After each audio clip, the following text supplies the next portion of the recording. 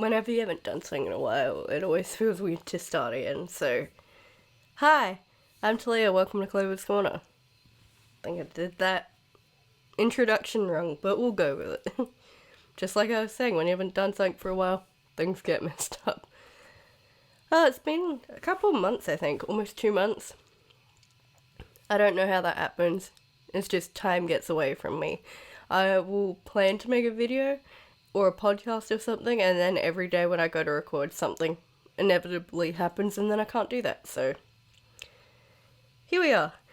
Right now, Clover is playing with the sprinkler outside, so again, no co-host. Also apologize if I sound different. It's just I'm congested and my voice and everything in my own head it sounds different, but I'm sure to most people who aren't me it sounds fine. So what's been happening? It's been a new year since we last spoke. What has been going on in my life? I bought a machine. I should have probably got it out of my wardrobe. This was such a good purchase from eBay, surprisingly. It's just, hope if there wasn't dust on it, but it's just like a little beats machine, like a little drum pad. I'm still getting used to it, so I'm not great, but it's just something that's fun to do, like new ways to make music. It's really cool. Speaking of Clover, like a minute ago, I did her doggy DNA, and she is, I think it was 91% Jack Russell, and then you're thinking, well, where's the other 9%? It's either Silky or Maltese, apparently, which is from, like, a great-grandparent on her mum's side, I think it was. But I was just like, Maltese, what? I was either expecting it to be 100% Jack Russell or to be some rogue Chihuahua in there, because Chihuahua is in every single dog, it feels like, if you do a DNA test. In entertainment stuff, there's been a few things. One being getting cock-blocked by Dick Wolf again.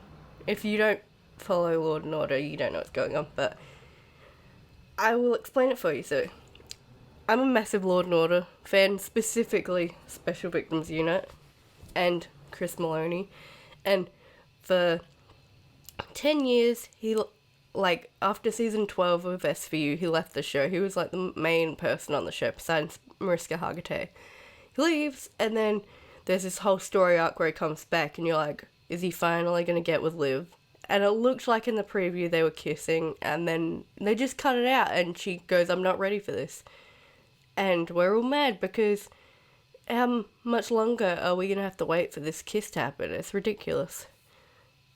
But I feel like if you're a fan of any TV show that is story-driven, not reality TV or sci-fi or anything, but anything that's like drama-esque, the show kind of goes through ebbs and flows. You lose a character, there's a mourning for that character, you get used to some new ones, and then they become your favourite, and then those characters leave. So it's just a never-ending cycle of feelings, really. But something good and then bad that happened in entertainment. So, the Oscars are going to come up next month, and we want our boy Austin Butler to win. I'll be extremely happy if Brendan Fraser wins the category, but we want Austin Butler to win because we're little Elvis fangirls over here. He won the Golden Globe and did a speech, and Priscilla and Lisa Marie were in the audience, and then unfortunately 2 days later Lisa Marie passed away.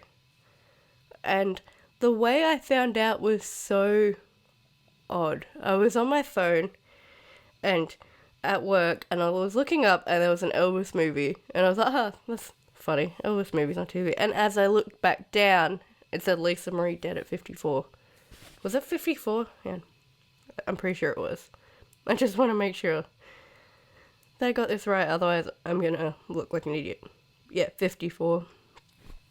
But I was just like, one, that's bizarre, but two, it's just, I feel like this family just has a never-ending cycle of, like, grief and sadness in it. Like, we have Elvis die, we have the mum die when he was young, we have a grandchild die, there's so many deaths in this family. And it's just sad, but I can't imagine what it feels like to publicly lose someone so close to you. But imagine it being your child. That's devastating, but yeah, I thought I'd just throw that information in here because we're Elvis fangirls and it's relevant. I think I mentioned this before, but sorry, I thought I was gonna sneeze. There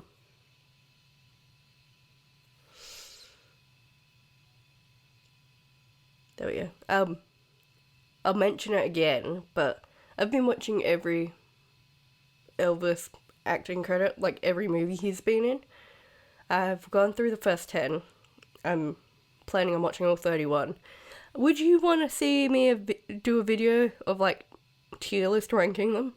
If you would, please let me know, because I'm probably going to do it, but I don't know if people would watch it. Because I have the Letterboxd app, which is a app where you talk about movies you've seen, and I've been ranking them on there and stuff, and on my Instagram stories I was for a while.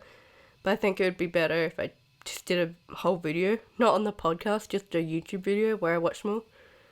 Because we've hit I've hit a plateau, not in my watching, but because not all the Elvis movies are good. And I think it would just be funny to go through and talk about a lot of them. And music-wise, we have to talk about Paramore. So last time okay, this is weird actually. Okay, sorry. Go back a little bit. Last time we talked about Panic releasing a ridiculously bad album, in my opinion. They broke up. After like 20 years, Panic is no longer discoing. They're no longer dancing. And since that, there's been a little bit of drama of Dallin Weeks. Is that how you say it? Yeah. He was in the band for a little bit, and he left, and it seems like Brendan Urie fired him, and he wasn't wanting to leave the band. I'm sure there'll be more information about that. I'm not trying to slander Brendan Urie because, like, he makes a lot of good music that I do like. It's just that the most recent stuff is not very good in my opinion. And I think, honestly, it seems like that his dream died a little bit, and so then he had to kind of make a new one. His dream was to be in this band, and it was happening, and then everyone left, and it was just him. So then he kind of became, like, the ringleader of the circus of his own band, because it's confusing, because every publication, including them, says it's a band, but then it's always only ever about Brendan Urie. Everything is centered around him. And I think because of that, the people in the band are kind of just hired musicians, and so he doesn't have anyone to bounce his ideas off of, and that's why why we had this mediocre music in the last album. And it's just so night and day, and I think it's because of Ryan Ross. But listen to the first two Panic at the Disco albums, and then listen to the next 2 or 3. Like, they're good, and then the last 2, it's like he slowly lost momentum. I wasn't even really going to talk about Panic, but, yeah, I just thought of that because I wrote down in my notes what I was going to talk about, and then that just reminded me. Back to what I was actually going to talk about. So, Paramore new album. It's been 5.5 years since the last Paramore album, which is crazy. I'm just opening it up on Spotify. It doesn't feel like it's been that long, but it has at the same time. I think it's just the pandemic just really skewed everyone's vision of time, you know what I mean? Like, everything either feels it was yesterday or so long ago. Like, time is not real anymore. Like, where was I when the last Paramore album dropped? I was at a TAFE course that I didn't really even want to do, just to pass the time because I had no job. I was in a bad relationship, just like, completely different time. But if you don't like the fact I give 10s a lot, you're definitely going to hate this because it's so hard not to give it one. So I'm just going to tell you the score right now and then we'll get into it because look, it's a 10. This album is fucking insane. So it's called This Is Why. Straight out the gate, 10 songs, 36 minutes. They knew what I wanted. They just knew, and it's funny because, sorry, there's been so many times I say so many times I listened to the album 3 times, all the way through already. When I heard This Is Why, I was like, wow, this is like Talking Heads. And then this is the news.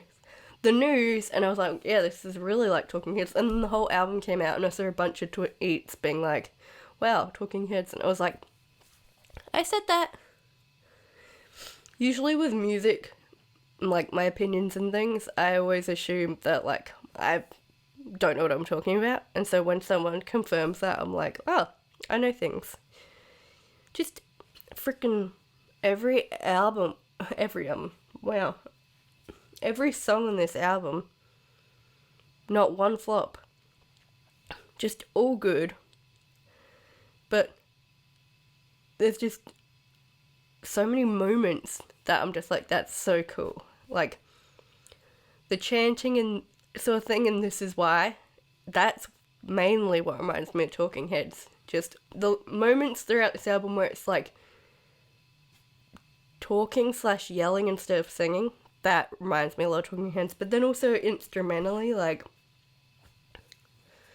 a lot of little like key changes and like note drops and stuff with like the bass in this album and like the drums and going one way that you think it is and then it changing and stuff. Like, all that really reminds me of it. It is crazy to see Hayley and Taylor finally publicly be together. So for a while there was speculation Hayley Williams and the guitarist Taylor York were dating, and then Hayley releases Petals for Armor and we're like, come on, she has to be talking about him. And then she was, and now, yeah. And it's just like, they really played the long game, and now we're here. It's crazy. Thick Skull, though, the ending of this album, is so cool. It's so good. Sorry. It's so cool. So, it's almost a double meaning, because when someone says that a thick skull, that usually means, like, a stupid person. Like, they don't have very many intelligent thoughts and stuff, but, yeah, thick skull it's that, but then it's also, like, you'd have to have, like, thick skin, but, like, you'd have to have a thick skull to keep going and not let things get in. So, like, it's not that you're stupid, it's almost you're making your brain thicker to keep the things out, and it's so good. Because, like, the lyrics are talking about, like, getting taught the same lesson but not really learning it. And it's like, why you keep getting taught the same thing? Because you're not learning. Like, if you were learning, you would never been needed to get that lesson in. Sorry, my voice sounded weird. my favourites on this album are definitely You First and Figure Eight, and it's like about karma. It's just so good.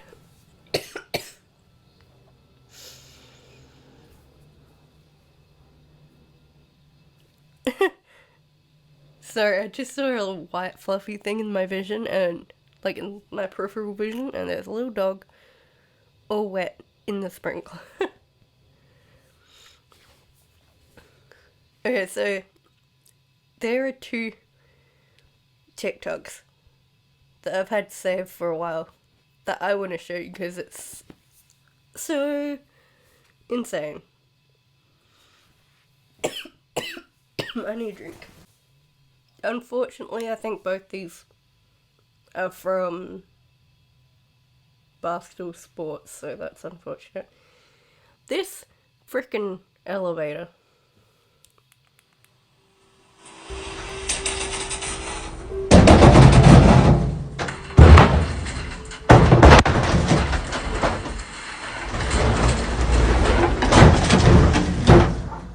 Are you fucking kidding me? That was like...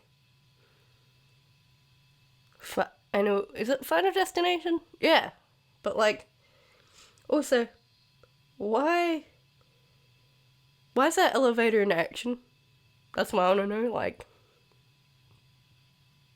why are you able to get in an elevator with no door going past the rooms? That's very strange to me. Now the trick is attempting to find the other one because I think I lost it.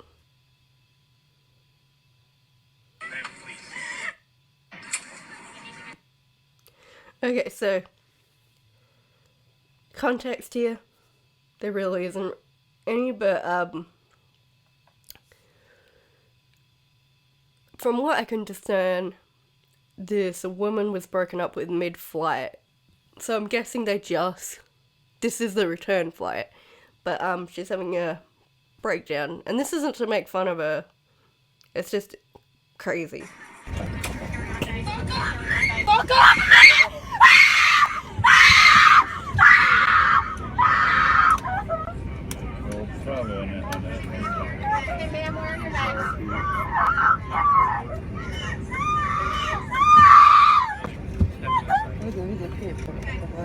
Okay, go ahead.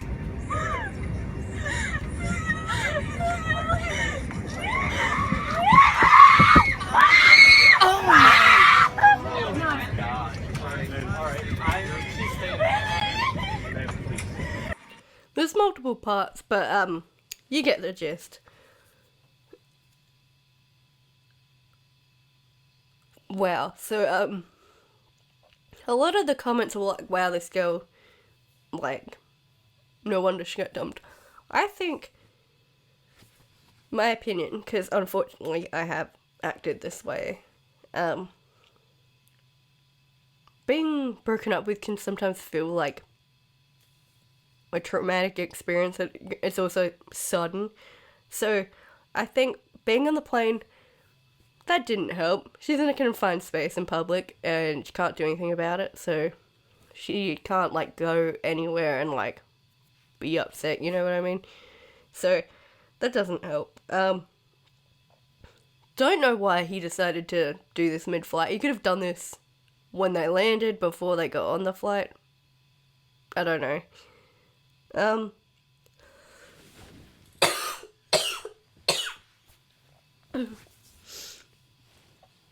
But yeah, all I gotta say though is, if she got fined because public disturbance, he needs to be fined as well, because he created the public disturbance. But, yeah, I don't think she should be arrested. I don't know, but it just seems like an unfortunate thing that happened for her, and I'm sure it was a one-time situation. But if this went on longer than it didn't, well, there is multiple parts of this TikTok, so it might have been going on for a while. But yeah, if you fine her or whatever, he needs to be fined as well. But yeah, that's wild, hey, because yeah, I guess you don't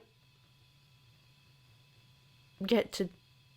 I mean, you don't know how you're gonna react to things, but like, are you gonna just sit next to your ex mid-flight? Probably not. I don't know. Alright, so this episode is pretty short, but like, as you can tell, my voice is like holding on for dear life. So, yeah, I'm just gonna do a pretty short episode this one. Thank you for watching and listening. If you are listening on Spotify or on Apple Podcasts or anything, please don't forget to rate and comment. And really helps me out here. You can follow me at Tahmorrow on Twitter and Instagram, and Clover's Instagram at CloverJRT. So, yeah, thank you for watching. See you next time. Bye.